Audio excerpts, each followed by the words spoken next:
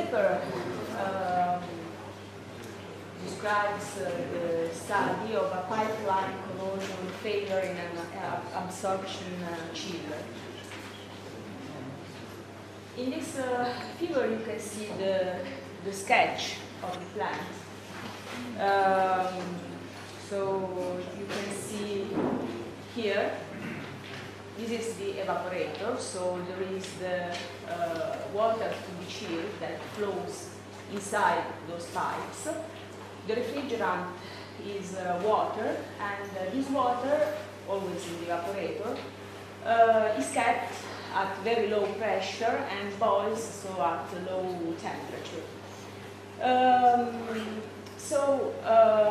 The heat is subtracted to the water flowing inside those pipes. That cools down.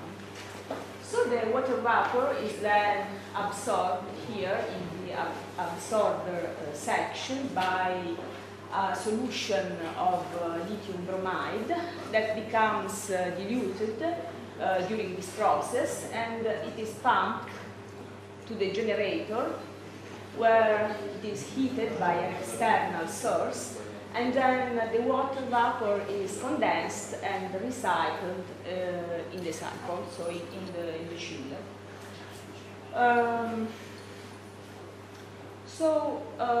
The primary issues in the construction of an absorption chiller is the selection of the materials that have to be used.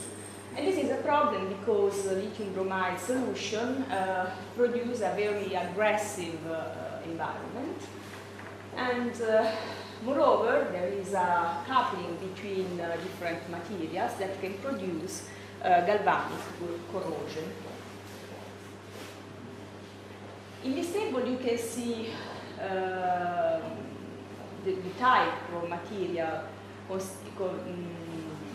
used for the construction of the pipes. So, in the condenser, we have copper plate pipes.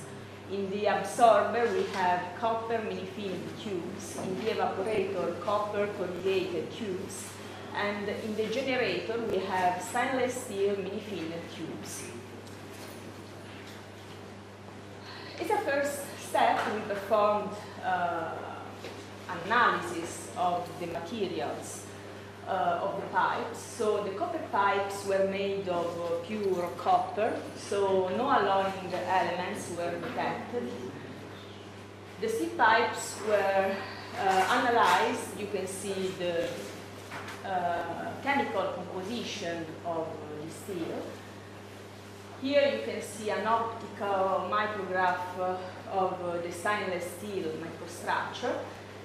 So this microstructure is constituted by fine aqueous grains, and you can see the presence of small bright particles.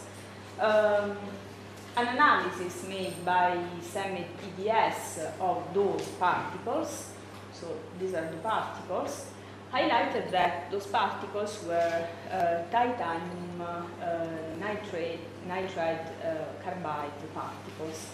In fact, this steel was stabilized stainless steel, and these were probably selected to avoid problems related to sensitization that can happen during the welding of the pipes.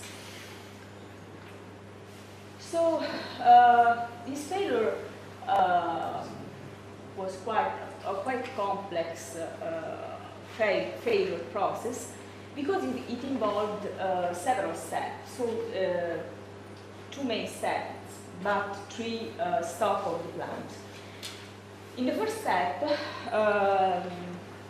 in the first failure step, we had the failure of the copper pipelines.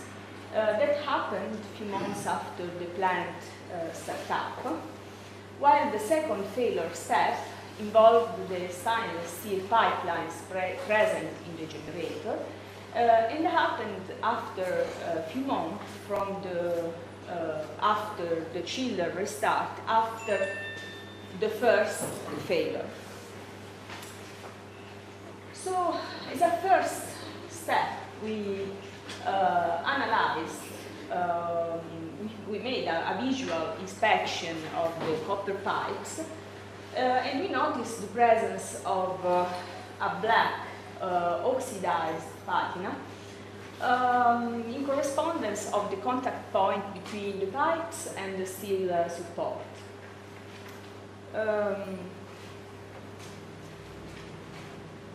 For understanding if the presence of this corrosion layer was responsible for the failure of the pipe, we analyzed the section, the transverse section of the pipe, but we noticed that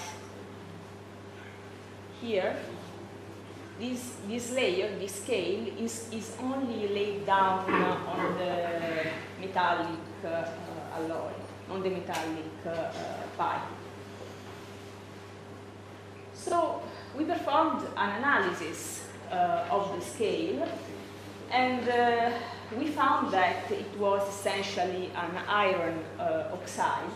So we understood that this patina was not responsible for the failure, but this was a corrosion process due to the corrosion of the steel support. So we made a deep investigation on the copper pipes, and we noticed that inside the pipes present in the evaporator, we had a green deposit. So we analyzed this deposit, and we have seen that this deposit contained a copper bromide hydroxide, a copper bromide hydroxide layer.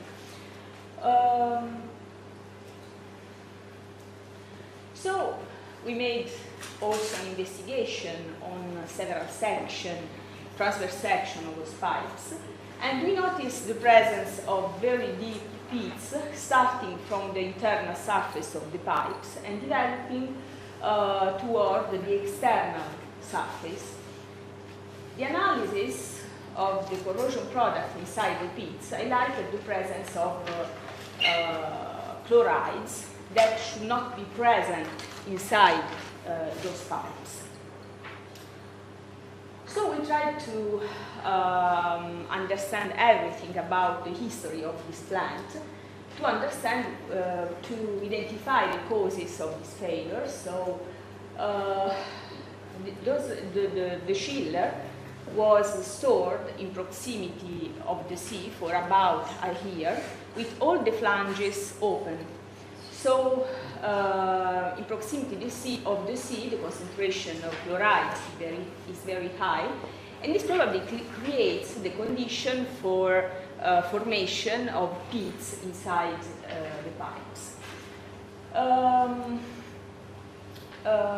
So the development of those pits probably caused the failure of the pipe and the flooding of the chiller.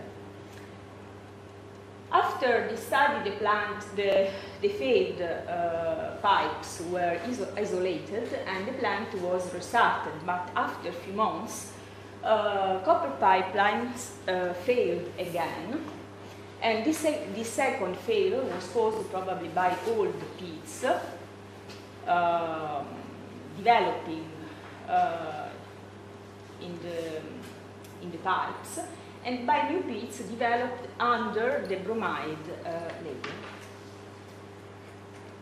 So, after a few months, as I previously said, we have the failure of the stainless steel pipes in the generator. So, from this macrograph, you can see that we have some quite big holes and crevices on the surface of the pipes. Here you can see the same micrograph showing the presence of deep pits close to these big holes. we understood the causes because before, during the first plant stop, so during the inspection of the plant, we noticed that all the flanges were open and inside the pipes there was stagnant water. So this suggested that the failure could be due to phenomena of differential aeration where the oxygen surfaces behave as anodically and they can be subjected to deep corrosion. During the inspection, we noticed also the presence on, I don't know if you can see them, the presence of pits surrounded by black spots. So the analysis carried out on those spots highlighted that there was presence of metallic copper. So you can see here some micrographs of the pits, and inside many of those pits we found the titanium carbide or nitride particles. So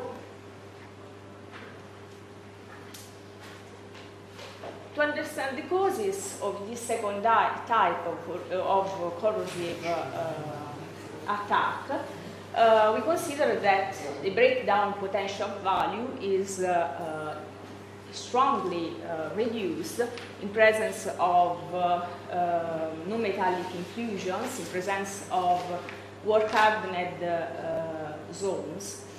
In this case, we have that those pipes are in contact with lithium bromide solution, which is really that creates a really aggressive environment for stainless steel. Those pipes were subjected to plastic deformation necessary for mini-finning, but the problem was to understand what is the cathodic reaction during the corrosion process. So the generator operates under vacuum, but metallic copper has been brought from the evaporator and the absorber area to the generator, where probably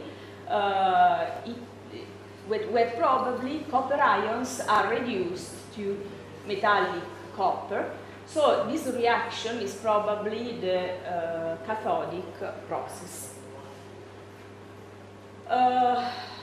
Another factor very important is that crack initiation seems to be due to the presence of titanium inclusion, as confirmed also by data present in literature. So in conclusion, copper pipelines used in the evaporator section were stored near to the sea and subjected to the formation of narrow and deep pits. Due to copper pipe failure, the water flooded the absorber section, carrying bromide in the evaporator, so exacerbating the corrosion process. Moreover, copper dissolved in the lithium bromide solution was brought to the generator section, where it behaved cathodically, favoring the corrosion process. Thank you.